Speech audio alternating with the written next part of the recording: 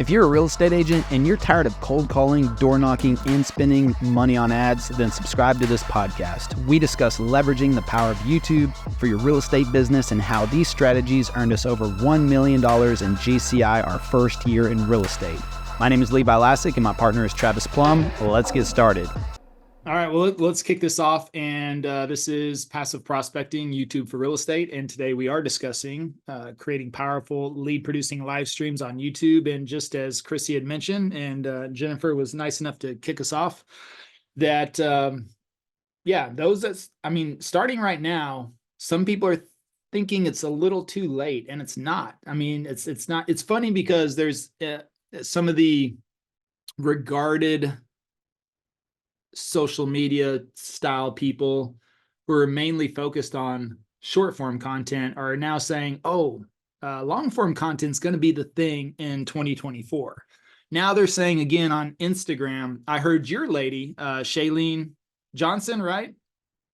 She's talking about on short form now, everything needs to be real and raw and unscripted and not so much, just press record and let it play and kind of do those types of things. And really, that's the whole point of long form, is it allows people to be more involved with us, to kind of come along for the ride. I mean, they really get to see behind the scenes, so to speak, when you're out in these neighborhoods and communities or tours and live streams, I think is the real raw aspect of it. I mean, that's the huge benefit, is doing something that is not produced and not edited in simple ways. And for us, it turns over quite a bit of business. And I would love to stay more consistent on it. It just seems like there's always always something coming up. But it's good because like we'll do one tonight on our real estate channel, and we always turn over business. And so we're going to get into that today as well. And, the thing is that we had a pretty big call today. What do we have? We had like 640 people on there. Yeah. 650, I think, was the peak. Yeah. 650. And at the end, when I'm doing some Q&A and things like that, and it just blows me away. Like one of the guys, I'm pretty good at faces. Names I do struggle with on time to time, especially going to conferences and things like that. Like I'm run into a lot of people, meet a lot of people, but faces, yeah. I mean, and this, this guy came up and he's like, so Levi, we were talking like 2 years ago, and I was just thinking that he still hadn't made that step, hasn't started the channel, was asking like similar questions to what a beginner would ask at the beginning, which again, whatever. And look, I have no idea what's gone on in this person's life over the last 2 years, so I can't speak to that. I just know that, I mean, life does happen, and either we get started on something or we delay it. And I just think about, man, 2 years ago, if we would have delayed a year or two, where would we be at today? We would be in a completely different space in our business and our career. And if this person would have started 2 years ago, and there's another person on there that has attended like all of our trainings, just hasn't stepped forward. I recognize him from the last several trainings over the last year, and it just but was still hasn't gotten started. But great attitude, good questions, but just hasn't pulled the trigger on that. And a lot of times when we start something, it seems like the future is so far off. I mean, almost, and it really is. I mean, no matter what it is we start, the future is not there. I mean, sometimes you can have a vision for it, but at the same time, it can seem so far off, which I think is what really deters a lot of people from getting started as well, as they think that end goal that they have in mind is either unreachable or just, way too far off. And, my point to that has always been 6 months is going to happen very quickly. And you're going to say one of two things: I'm glad I did, or I wish I had. 1 year is going to go by so quickly. We were talking about elections right now, right? And the Iowa caucuses were last night. So clearly Trump, former President Trump, is in the news about that. And I was just thinking, my God, not only has he not been in office in almost 4 years, but he got elected in 2016. I mean, just when you start to, you hear these timelines, these moments in time, I think it really clarifies how fast time can go. You know, the other day I heard something about Michael Jackson, and you know, he passed like 13 years ago. And for those of you that think about Michael, I mean, you think about it, just kind of seems like yesterday. It kind of seems like yesterday that Michael Jackson passed away, you know, or something. But 13 years, it doesn't seem like 13 years ago that happened. Trump was elected in 2016. I mean, that's almost, I mean, that's almost 8 years ago. Think about how fast 8 years, we went through a pandemic in the middle of that. Think about how far, that was 3 years ago. I mean, 3 years ago, the world was locked down and we're sitting there, everybody's wondering what is the next move. And you know what? I know the people right now that are doing really well took steps during that time frame, and some that are still kind of struggling or, you know, still looking for that next level hesitated during that time frame, or they watched Tiger King. You know, if they watch Tiger King, then I feel like, you know, you kind of set yourself back. And so time right now is going by so quickly. And all I can encourage people to do is like, get started today. I mean, get started today. Whether that's, you know, you work with us, you work with somebody else, you just do it on your own, whatever the case may be. If you just start, 6 months is going to fly by. The next thing you know, it's going to be 2025. I mean, look how fast 2023 went by. And now we're into 2024. So this channel, you know, the idea of YouTube is a marathon. You know, we're revamping everything on our program. Going to be releasing it next week, and you know, put together a new workbook and everything. And we put on the cover of our workbook a quote by the Navy SEALs, which is slow is smooth and smooth is fast.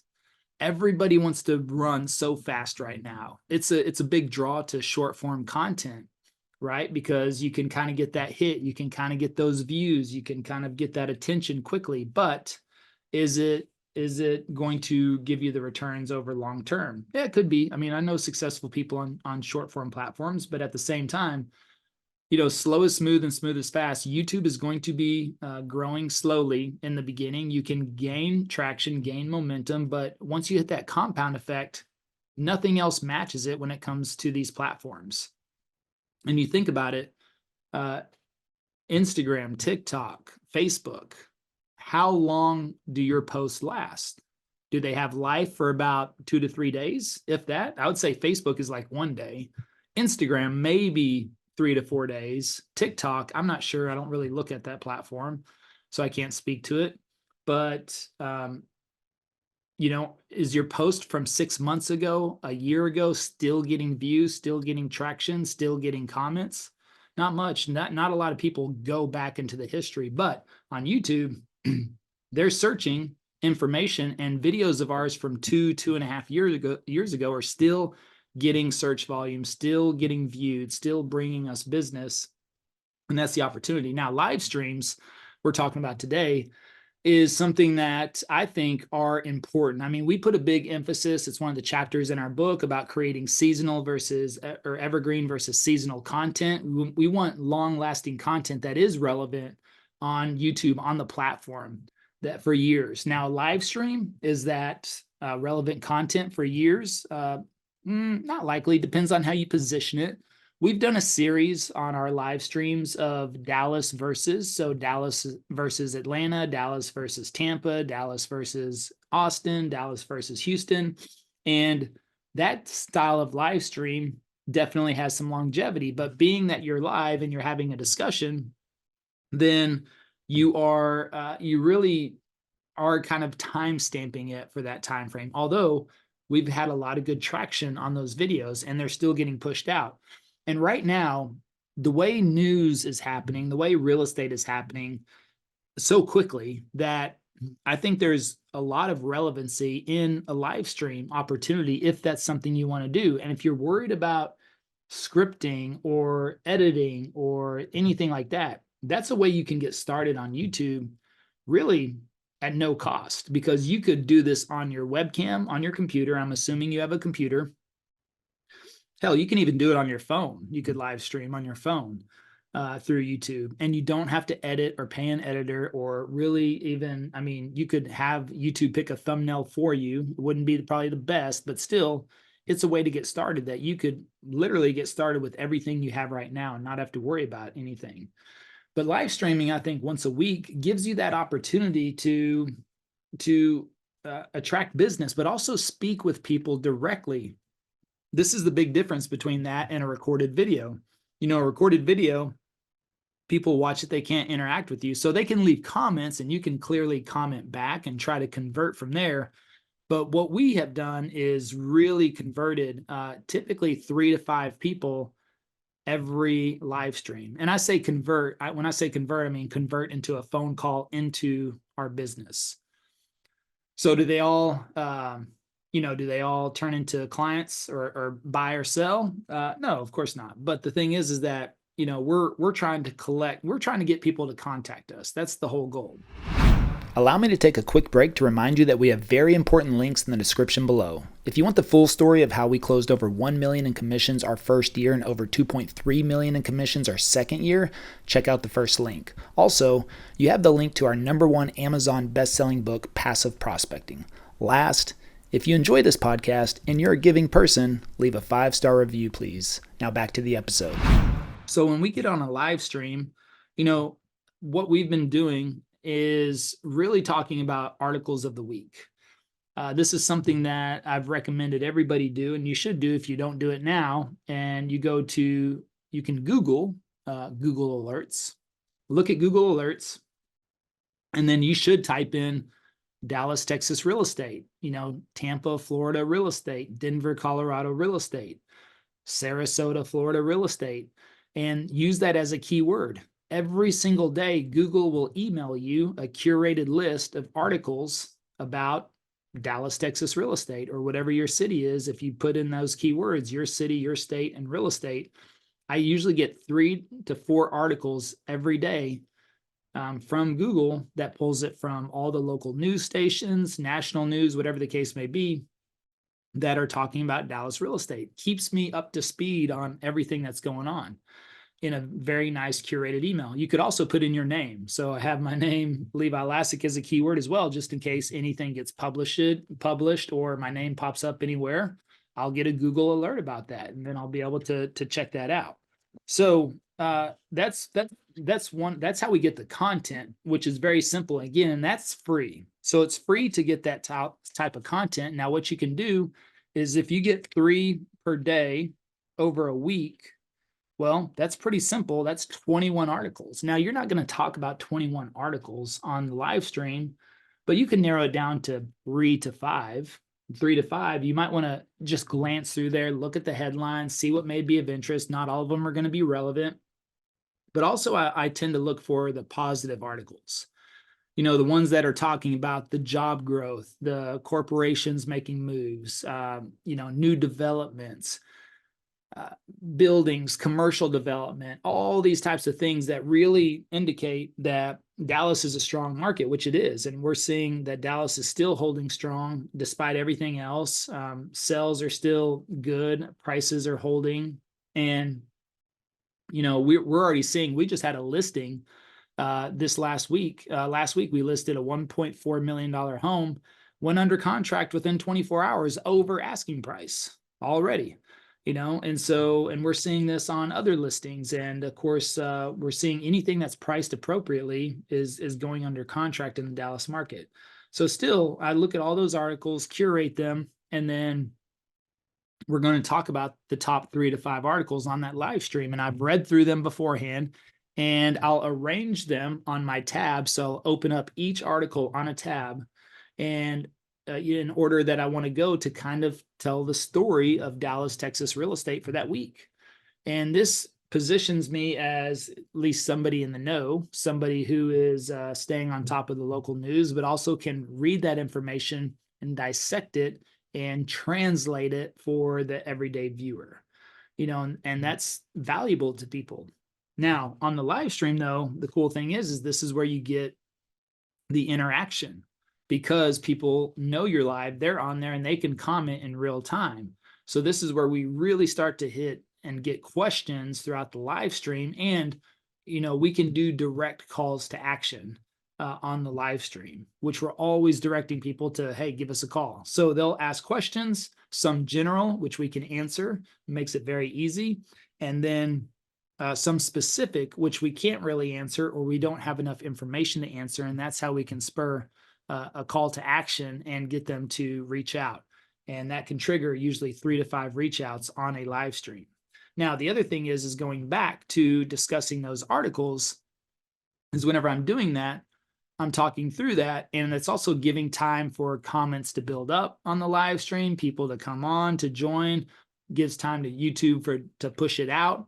And so that way, by the time I get through talking about, 3 to 5 articles, I'm 20, 25, maybe 30 minutes into it. And you'll be surprised. You'll blow through that time quicker than you think. Plus, if you have somebody on there, which I usually have Travis on there, and we can go back and forth and we can discuss those things. And then we get into a conversation, and that makes time fly very quickly on there. And by the time I get done discussing those articles, I look at the chat, we're full of questions. I can go to the chat and I can rely off of that. And that will usually eat up another 10 to 30 minutes after that.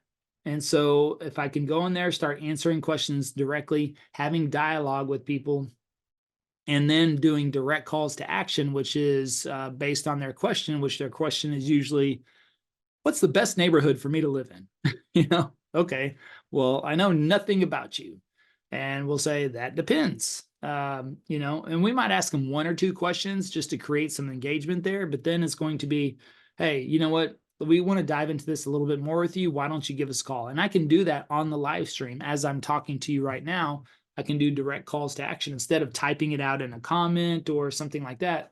I can just tell them, hey, Bob, Bob 64, man, go ahead and give us a call, and I'll put the number in the chat, give us a call. We'd be happy to talk through that. And then also I changed my name. So I changed my name to say Levi and the phone number. So I can point at that during the live stream as well. Makes it very easy. We're always working to get people to follow the path of least resistance, which that is to, place the phone number where it seems obvious, but at the same time, despite how many times you post it everywhere, people still wonder how to get a hold of you. So it was funny. We just had a comment the other day. If somebody said, hey, this looks like a really great house, we'd love to get in touch with you. How do we contact you? Said that in the comment, right below our pinned comment of the phone number, right? And then we have it in the description. We have it on the channel. It's on the banner. It's like, okay, even though we have these calls to action, scattered throughout, people still overlook that stuff. But we, on these live streams, we get the interaction, and plus people can see us live, raw. So they're used to seeing produced videos, edited videos, and now we get to just jump on there, no script, no worry, no editing. Let's just talk it through. And whenever we hit end on that broadcast, that's it. It's done. It's on the channel. Usually it's about an hour, and you've got an hour-long video there that seemed very easy to make and can produce some leads, get some phone calls to come in, and just provides another opportunity and an additional piece of content for you as well. So that's something that we like to do. We try to be as consistent as possible. If you look in the backside of YouTube in the analytics, under the audience tab, they actually show you ideal times for you to live stream on weekdays and the weekend. So you can choose what would be the ideal time to do that. For us, it's on a weekday, it's going to be at 7 p.m., which we're going to do it at 7 p.m. tonight. We'll jump on there, Travis and I, chit chat back and forth, read through some articles, decipher those, translate them, and then it's Q&A, and then that's it. It's done. And the interaction, the direct calls to action, is what keeps people engaged, keeps people on there for an hour.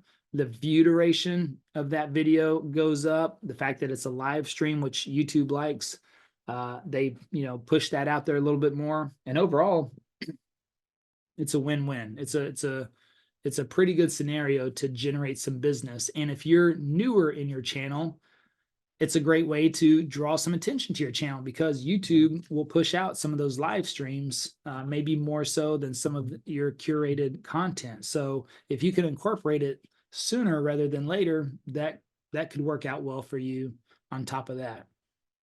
Chrissy, anything that you'd like to add in about some live streams? Yeah, well, live streams are really powerful for a couple of reasons. One, it really gives the customer a chance to understand who you are and kind of make you real.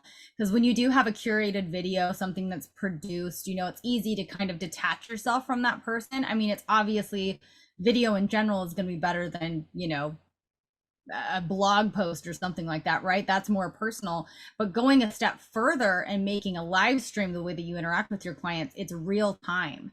And so it's just amazing how much more connected people feel. I mean, how much more willing they are to call you after they've just spoken to you on a live stream, even if it's not face to face, to have a comment typed and then all of a sudden responded to by someone that they're seeing as a celebrity.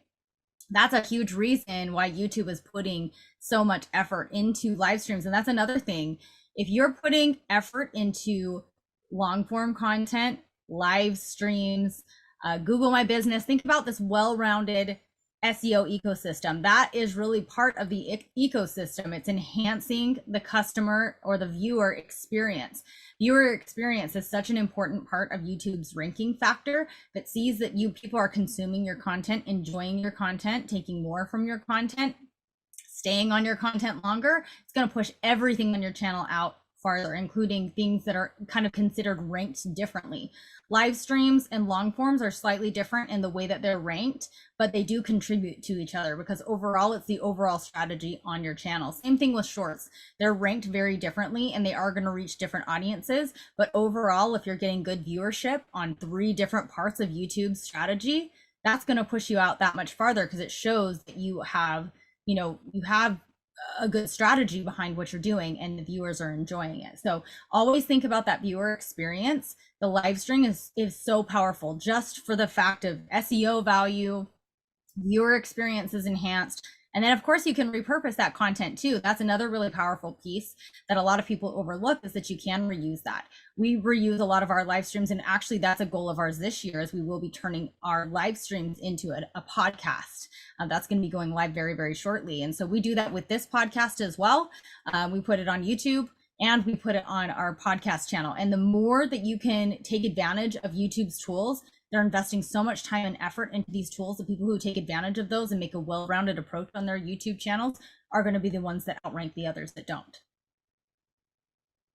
Very good. Yep. And look, now that we're kind of at the halfway point, we've got questions. just to the point of what we said. So let me go back here and look at a couple of quick questions. So let's see. Patrick says, hello. What's up, Patrick? What's going on? Timothy says, hello. Atif says, hello. Michelle, what's up, Michelle? I like that picture. I like that dress and background. That's really looking good. Melissa says, hey, y'all. And Melissa, first time in Clubhouse. Welcome, welcome. Carlos says, hello. First time here too. All right, we got some first timers. Sounds like analysis paralysis. Not sure what you mean by that. Probably when we were talking about, if you don't get started and you just wait, you'll never make progress. So yes, that is analysis paralysis for sure. Okay. And looks like we lost sound for a little bit. And okay, so you only go live on YouTube, or are you also live on other platforms? Well, for myself, on our Living in Dallas, Texas channel, I only go live on YouTube because that's where our audience is at. Now, if I were to go live on YouTube for passive prospecting, I could go live inside of our Facebook group. I could go live on LinkedIn. I could go live on, it gives you a couple of different options. We use StreamYard, which allows you to go live on those other platforms simultaneously. But for me, on the real estate side, I don't have an audience really anywhere else. So I'm not worried about that. But if I do it on my passive prospecting YouTube channel, I can do that through our private Facebook group, except for the fact that I can't seem to log in online or on my computer. I'm logged in to my Facebook group on the app, but I can't get access through my computer. So therefore, StreamYard doesn't have access. So I've been unable to do that. But yeah, you can do it through multiple platforms, like LinkedIn, like Facebook. And so that's pretty convenient if you've got audience. on other platforms, that is the way to cover all your grounds, is doing that through something like Livestream or yeah. Is it live? No, it's StreamYard. Yeah. Well, and another good thing about doing it that way is because you don't want to repost links from your YouTube to your Facebook. And so when you do it through something like StreamYard, it creates individual unique links and unique videos for each platform. So you're not cross promoting that way, because we definitely don't want you to take, something from YouTube and put it on Facebook, because then you're mixing audiences, which we don't want. So definitely use something. If it's not StreamYard, we love that. A lot of creators love that. But if you use a different service, just make sure that it's not reposting versus putting brand new video links on each platform. Yes. Mary says, do you need to do a thumbnail for the live stream when you post it on your channel? I think so. I mean, our goal is to always have a thumbnail out 24 hours in advance, because we can post, or you can schedule the live stream and it'll show up on the channel. So if you click on the live tab, it's going to say upcoming. So this also alerts your audience that you will be conducting a live stream. So this is another great thing about posting it ahead of time, is you can gain some additional audience, or at least notify your subscribers that, hey, I'll be going live at this time. And if it's on there, they'll promote that thumbnail and show it as upcoming. That can show up on browse and suggested and things like that as well. It'll just say upcoming and have the date and the time. So that's a pretty cool thing too, because then that can help drive traffic ahead of time to your live stream. So if you design a thumbnail, which we'll look at the articles we have for that week and usually curate a thumbnail, very similar to the articles, to pique some curiosity. So it would be ideal, not required, but it would be ideal to have a thumbnail on there. Let me see, my app's a little wonky. So it says, let's see, Walt says, just starting out, so live streams should be done when you have how many subscribers? Also, why not just do a live stream to repurpose out of the gate? I don't think you need a certain number. Wait, you have to activate the live option inside of YouTube. It's advanced settings. Yeah, it makes you wait 24 hours. But you should be able to activate that inside your YouTube channel, wait 24 hours, and then you'll be able to go live. So yeah, you can do a live stream, repurpose it out of the gate. I mean, as far as you could probably cut up some content out of it, and yeah, you could do that as well. But I wouldn't use that to base my foundation of content on. I would still want to make intentional, purpose-driven content that is unique for the things we talk about for attracting buyers and sellers, and then let the live streams be a supplement for that content. We want to attract, and yeah, could you do it from the beginning? Sure, but you probably may have a very limited audience, so it might be better to build up traction on the channel for some time, the certain amount of subscribers, not a number in mind that you need, but ideally, yeah, if you wanted to wait 2, 3, 4, 5, 6 months, I mean, it's not hurting, but at the same time, you want to build up an audience. It is nice to do a live stream and having people on there. So yes, if you start out the week or week 2 or week 3 of your channel, you may not have a lot of people, if any, there, but you could also look back on that as a badge of honor and say, you know what, now when you're getting thousands of people on your live stream, you could say, all right, yeah, remember, actually you can look on my channel when nobody attended my live streams. Now, if you're doing that, here's the other thing. Don't show your cards if nobody shows up to your live stream. So if you are doing your first live stream and nobody shows up, do your content. Talk. If you're talking with somebody else, talk to them. If you're reviewing articles, review articles. If you're reviewing market stats or market data, do that. Don't sit there and say, well, where is everybody? Geez, are you guys coming? Is anybody there? Nobody's showing. No. Okay. No questions. All right. Well, okay, well, this, okay, anybody, if you do that, that's just, don't do that. All right. Don't do that. If you get on there and nobody's on there, just do your content, read through your articles, talk to the camera, and then look down. If you have 0 engagement or nobody's there, you say, all right, well, that covers it for tonight. Thank you all for joining me, and I will see you next week. You say something, you act as if, right? You just blow it off. You don't sit there and complain or sit there and say, hello, McFly, where is everyone? Yeah, you don't do that. All right. Don't show your cards. So just act as a professional and work through that and do it, and just get through that. So EJ says, one thing before you move on from that, what I will say is this: your more successful live streams are going to come when you have other content, because really the live streams are a really easy way to get people subscribed to the channel and really engaged with you. So I would think about that strategy, and I would always start smaller with smaller controls rather than trying to do everything at once. One, you're going to get a better baseline for your channel. You're going to know what to talk about. You're going to know what people are looking for. Two, you don't get overwhelmed and quit. Because a lot of people, they get the big picture, they get excited, they go in and they want to go all in on it, and then they get completely burned out because they feel like they have to go all different directions with their content strategy.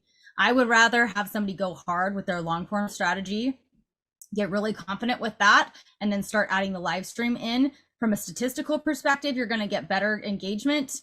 You're going to have more of a call to action to pull people back into your channel and actually grow the channel at the same time. You'll just accomplish more goals more quickly if you start with the long form and build out. So I would personally do that. Yep. And then EJ says, what programs do you use for live streaming on YouTube? StreamYard, that's what we use. So you can put your tags and info on the screen. Yep, that's StreamYard. Mm-hmm. Vince, my man, what's up? He says, hello. Hello, Vince. Good to see you. Let's see. Marilyn says, to get started on YouTube Live, just follow the steps on my channel to get started. Yes. Mine are not there anymore, but if you haven't started live streaming, again, you'll go into your settings. There will be something for activate live stream. Mm-hmm. And you're going to hit activate. It might ask you a couple of qualifying questions, which are like, hey, don't do anything crazy or something like that. And you say, okay, agree to some terms and conditions. And then it just, you wait 24 hours. And then all of a sudden you have, now you can go live straight from your channel. You can go live from your phone, or you can schedule through something like StreamYard. I like StreamYard because it has more controls. I can live stream to multiple platforms if I want to. It allows you to bring comments up on the screen, so that helps create engagement. Like if I double click on a comment, it'll highlight their comment on the screen, and of course that creates engagement. It makes people feel good when you bring up their comment, call out their name, and you can answer their question directly. So that's another big piece of the engagement aspect there, is that people are asking their questions and you can highlight it and bring it up there for them to see. Okay, so my app is frozen, so I can't scroll through any of the questions to see any questions on there. See if I can pull mine up. I don't want to give feedback on my side. Yeah, I'm after. So Marilyn has a second question, but I can't get it to. Let's see. Oh, I knew that was going to happen. So Marilyn's question is, I guess we just sit in our studio. Oh, yeah, Jennifer. I can't see if you're still there, but are you there? Oh, did I just lose the room?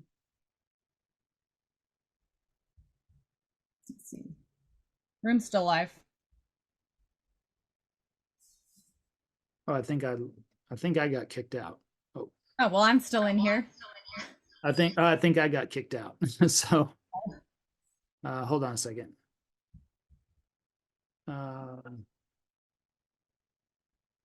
Okay. You can cut yours off. Chris, give me feedback. There you go. Let's see here. Oh my goodness, Juan's here. What did I do? What did I do wrong? Juan's here. Let me go back. Okay, now it's working. Okay, I guess we just sit in our studio and start talking about our subject. Yeah, let me see.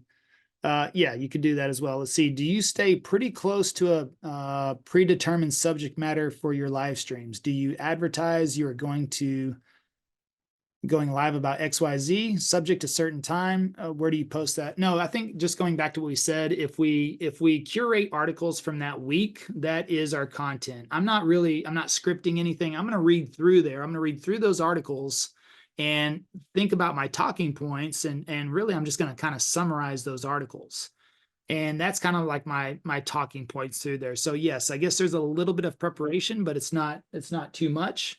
And that gives me my outline. Again, I'll open up each article on my tabs. So let's say I have 4 articles. I'll open up 4 tabs on my computer, and I'll put them in order of how I want to tell the story of that week's articles. And I'll just kind of go down the line, bring them up. You can do a screen share, and you're showing people the actual articles, so that presents credibility as well, that they're seeing that you're bringing up a news article, a magazine, whatever was posted, and showing them the headline, and then getting into a little bit of the discussion. So if they want to chime in, they can, and that's how I operate that. So that's about as much as the preparation. And then of course, once I do that, I'll turn it over to Travis, or I'll ask Travis a question. He'll jump in there. He'll talk for 2 or 3 minutes and then kicks it back to me. And, we just kind of go back and forth on there. We've done a live stream with Juan. So we did a Dallas versus Tampa, and we didn't prepare for that. We just were like, hey, Juan, let's jump on a live stream and talk about, the Dallas and the Tampa market. And so if you've got someone that complements your market, or somebody that like and trust, or somebody you don't mind helping out, then that's a great way to do that. And let me see here.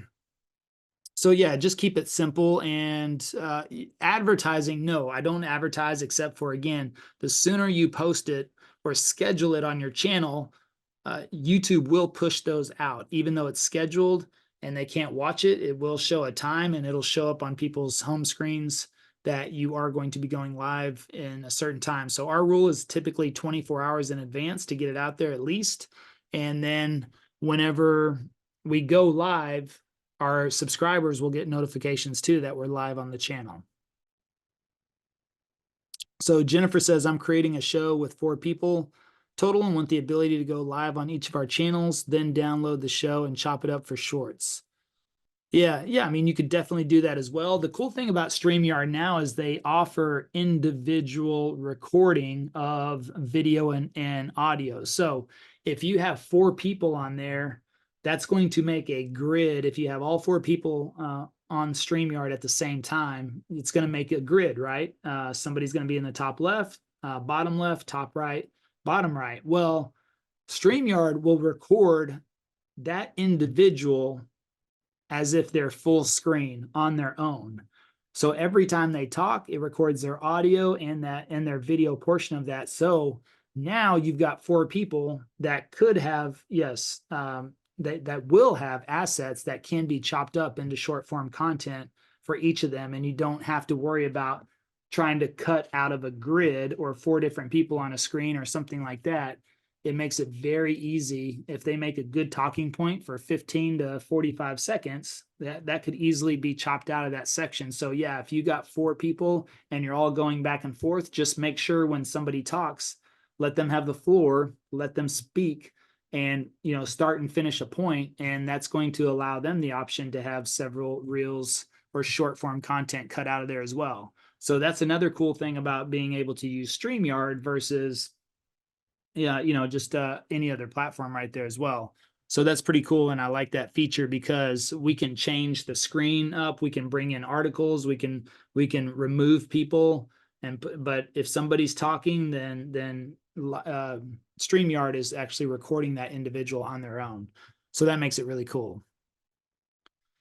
What are most engaging live stream topics? It's been the verses. It's the verses that has been, and of course, market crash. We've definitely played off of market crash thumbnails, but then we show all these articles of all this growth and prosperity and building and construction and everything happening in Dallas. So we kind of flipped the script on that one. But otherwise, yeah, the verses series has performed quite well. Let me see. I'll just look. There's more to. I'll just pull it up and take a quick look. Yeah, I'm pretty sure Tampa did the best, mainly probably because we had Juan's face on the thumbnail. I think that's what definitely drove the traffic to that one. So, that's the other thing. Make sure if you're going to do collaborations with other people, they're highly attractive, like Juan. So therefore you'll get the attention. But let me see. I've done Dallas versus Tampa, Dallas versus California versus Austin, North Dallas versus South Dallas, Atlanta versus Houston. Yep. Our California one was pretty good with Yeah. Jonathan Hernandez. That did well. Yeah, California did pretty well. Yeah, I mean, our Tampa one with Juan was 3,000 views. I Mhm. mean, again, that's pretty good for an hour. We went an hour and 9 minutes. Yep. So that's pretty good. 3,000 views on an hour and 9 minute video. Still getting a little traction today. And then, yes, we've played off of the market the last couple of times. So, and tonight, yeah, we did a simple thumbnail for tonight on market update. Whenever I get off of here, I'll go through the articles that I've got. I've got 4 articles lined up, and I'll get them queued up and ready to go, and then we'll be rocking and rolling. Cindy, what's up, Cindy? Cindy says hello. What a wonderful surprise, she says. Yeah, I'm sure she's talking about Juan. Good to have you here. Super helpful about StreamYard. Yeah, I love the option to have individual recording. Hopefully we can have that split screen. Yeah, you can do split screen. That's the cool thing is you can do split screen, but it's recording individually. So I think it's a max of 4 screens, but yeah, up to 4 screens, you can split it equally. So yeah, up to 4 screens. Mhm. Let me see. Jennifer and everyone in here always they always hit me up in the chat, you know. Nobody ever wants to come up and chat. You know, we really like to chat with people, have discussions. I was running in the cold this morning. It's really cold here in Dallas, and so I know whenever I do that in the morning exercise, especially as cold as it is, it starts to wear on my voice a little bit.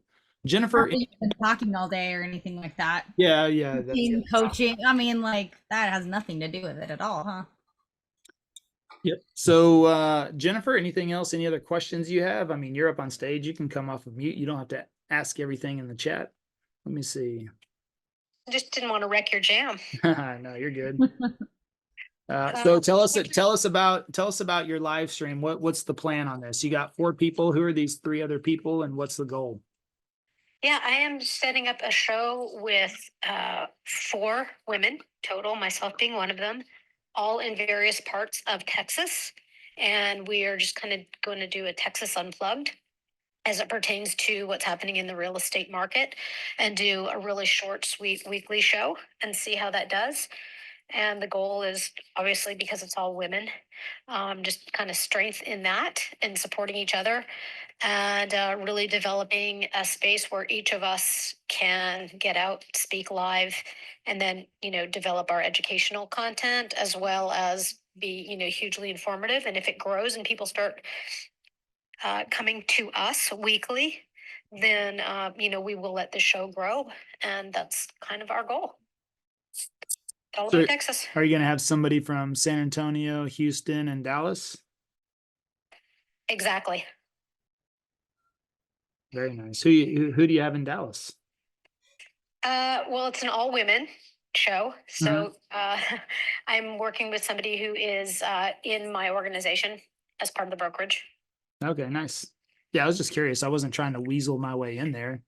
No, you would be a great guest. That's the other thing too, is I would like to, bring on a guest one of those weeks per month so that we can talk about more of a national topic, and can give other people opportunities as well. And then ultimately, where mine goes is, some sort of sponsorship or that kind of thing that we could have somebody come onto the show. So I wrote a whole deck. I'm happy to share it with you on sort of where I think the show can go and what it can be.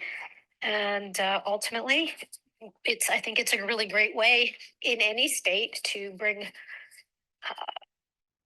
up the purview of, relationships and where other people are moving so that we can offer them the help that they need. Yeah. Okay, good. Sounds like a plan. Let me see here. And can't be shy of, yeah. Love the idea. Sounds like fun to watch. That's what Melissa says. Yeah. I mean, sounds like a good idea having people from all, definitely covering Texas. You cover those 4 areas, you'll be good to go. So I'm sure you'll have nothing short. And that's the thing, you get 2 or 3 other people on there, you're going to be able to banter back and forth. And so you don't have to worry about, oh my gosh, what am I going to say? I can't speak for an hour. You're probably going to find yourself going, oh my God, it's already an hour. We've already been on here and you might even go to an hour and a half or 2 hours. But the thing is that, again, what Chrissy mentioned earlier, this can be repositioned into a podcast, which is what we do with our live stream on YouTube as well. So to have the Living in Dallas, Texas podcast, and the the thing is that YouTube is actually the #1 platform for podcasting. That really shocks a lot of people when they hear that, but that's where people are going now. And because why? They get the video component of that. You don't get video on Apple or Spotify, and people want to see people. I mean, millennials, Gen Z right now, which by the way, millennials are the biggest buying population right now of homes. And guess what? They want to see people. They want to know things are real. They're all a part of this whole, fake news and everyone's out to get everybody. And they just want some real people. They're not looking to all the TV experts. Most of them aren't even watching TV, right? They're watching Netflix or YouTube, really. And so that's who their experts are. Their experts are the person that they relate to on YouTube, despite of their experience. So as long as they feel like they're getting value, but a lot of times they'll look at subscribers or things like that to vet them, right? But still, they're looking to work with people that they know, like, and trust. And so people want to see people. And so even with YouTube being the #1 platform for podcast, that's why, because everybody's doing a video podcast now. And because it's allowing them to talk freely, mostly unscripted, unedited, and just a free-for-all. Joe Rogan, before he went to Spotify, had one of the biggest YouTube channels out there and really, really set the stage for, 3-hour content. You look at all the podcasts out there now, a lot of the people that I follow, they're all doing like hour and a half, 2 hours, 2.5 hours. When I went on Ryan Pineda's podcast, that's the first thing he said was like, hey, just let you know, we're going to talk for, probably an hour and a half or so. And I was like, cool. And guess what happened? We blew through that hour and a half quickly. And he knows that. And I've had those discussions with him as well. They're switching to all podcasts. They're not even really trying to do 15, 20-minute videos. They're doing podcasts and shorts. So it's interesting. I don't believe in that completely, but I think there's still a place for our 20 to 50-minute videos that we're making about the local Dallas market. So, and that's working well for audiences too. But every one of our podcasts, I look at our channel, they're all an hour long. We usually cut them off. Mainly because, doing it at the end of the day at 7 o'clock too, like I'm kind of beat down at that point. I'm definitely a morning person, and I've usually been talking all day as well, and which I have been today on top of that, and I've still got one more podcast to go. So it's usually when I look up and I'm like, oh, we're at an hour. Okay. All right. Well, thank y'all. And make sure you give us a call. And here's the phone number in the chat, and I'll just cut it off. But we could stay on there for probably 2 hours a night if we wanted to. And so, you get a couple of friends on there and you turn that into a weekly thing. Great way to get content, and everybody can get that content if you're using StreamYard because of the individual recordings. So it's a great way to maximize that and to do something that you don't have to worry about editing and scripting and all that other stuff. Yeah, and don't be discouraged if you have nobody there at the very beginning, kind of like what Levi was saying before. We all start at zero. All of our podcast, when we first started doing live streams, nobody showed up. We had like 5 people show up, but as you grow, and that's why I like to start with long form first, just because it gives you kind of an audience to broadcast yourself to, and you grow a little faster that way. But, if you're going to do the live stream thing, just go in pretending like you have 100 people there watching you, because eventually you will have 100 people watching that video. Just treat it like they're already there. And that way it can kind of be evergreen, because there are some topics that we talk about too, which I think we're kind of strategic in the way that we position things. While there are some very present issues that we talk about, present statistics and things like that, Levi does a really good job of kind of going at an overall scope of, this is what this has looked like in the past, what I think it's going to look like in the future, and what it is now. So it offers multiple perspectives, and in that way you can still make it, somewhat evergreen. So if you can add some evergreen elements into your topics while also placing some very timely matters in there, it's going to last longer and have a longer lifespan. Yep. All right. Well, I think that does it for questions that I see. So hopefully that was helpful, and we look forward to seeing you on a live stream soon. And yeah, make sure you DM me or send me a message or something. If you're going live, I'll come check out the channel, jump in there, and be good to go. Cool. See you guys. I think Jennifer, were you going to say something, or you just? I have an offer for the group here for going live. I am for those who host open houses. My goal is for every weekend when I am open housing is to go live, and I would offer that if anybody here would like to go live from their open house while I'm at my open house, we can create some great content together. And I'm going to start within my channel. I'm just going to basically have a segment called Open House Live. And it's an opportunity for me to shine the light on other realtors in other markets. And it's a great way for you to get your tops going live without feeling like you're alone. So if anybody wants to take me up on that, please hit me up in the DMs, and I'd be happy to work with you. Cool. There you go. All right. Well, thank y'all for joining us today, and we will see you next week. See you guys. Thank you for joining us on today's podcast. If you're interested in partnering with us to access our YouTube course and coaching at no cost, schedule a call at passiveprospectingpartner.com.